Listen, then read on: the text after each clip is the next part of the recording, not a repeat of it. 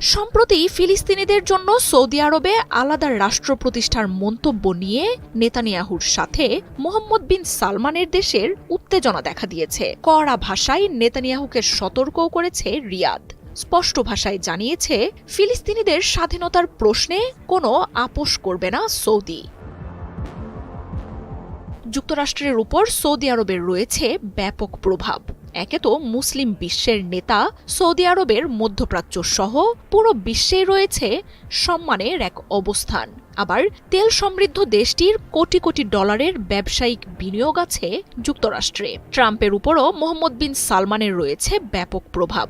মার্কিন স্বার্থ এতটাই যে প্রথম বিদেশ সফরে ট্রাম্প সৌদি আরবকে বেছে নেবেন বলেও তথ্য উঠে আসছে। এমনকি যুদ্ধ বন্ধে রাশিয়ার সাথে আলোচনার জন্যও সৌদিকেই বেছে নিয়েছেন ট্রাম্প।